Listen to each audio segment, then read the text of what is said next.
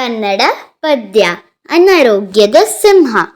ಕಾಡಿನ ರಾಜ ಸಿಂಹರಾಯನು ಕಾಯಿಲೆ ಬಿದ್ದನು ಕೇಳಿ ಕತೆ. ಅನ್ನವ ಸೇರದು ನೀರು ಸೇರದು ರಾಜನಿಗಾಯ್ತು ಬಹಳ ವ್ಯತೆ. ಅಡವಿಯಲ್ಲಿರುವ ವೈದ್ಯರನ್ನೆಲ್ಲ ಸೇರಿದಂತೆ ಅವನು ಕರೆಸಿದನು.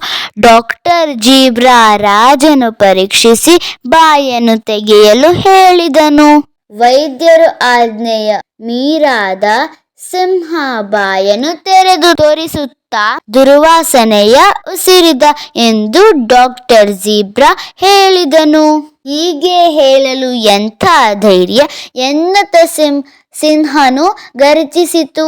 ಸತ್ಯದ ಹೇಳದ ವೈದ್ಯನನ್ನು ಬೈದು ಹೊರಗಡೆ ಓಡಿಸಿತು. ಮುಂದಿನ ಸರದಿ ಡಾಕ್ಟರ್ ಹೈನ ಸಿಂಹದ ಬಾಗಿಲು ತಟ್ಟಿದಳು.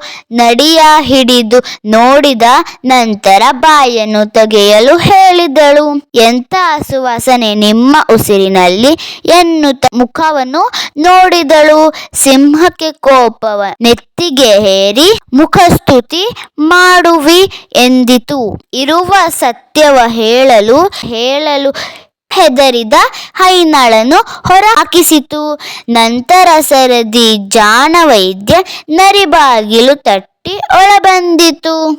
ಸಾರ್ವಭೌಮರ ಉಪಚರಿಸುತ್ತಾ ಬಾಯನ್ನು ತೆರೆಯಲು ವಿನಂತಿಸಿತು. ಉಸಿರನ್ನು ಕುರಿತು ಏನು ಹೇಳುವಿರಿ ಎನ್ನುತ್ತ ಬಾಯನ್ನು ತೆರೆಯಿತು. ಚಾಣಾಕ್ಷ ನರಿಯು ತಕ್ಷಣ ಹೇಳಿತು, ಶಿತದಿ ಮೂಗು ಕಟ್ಟಿದೆ ಒಡೆಯ, ವಾಸನೆ ಏನು ತಿಳಿಯದು ನನಗೆ ಎನ್ನುತ್ತಾ ಕೇಳುತ್ತಾ ಕ್ಷಮೆಯನ್ನು. ಸಿಂಹದ ಕೋಪಕ್ಕೆ ಬಲಿಯಾಗದೆ ಪಾರಾಯ್ತು ನರಿಯು.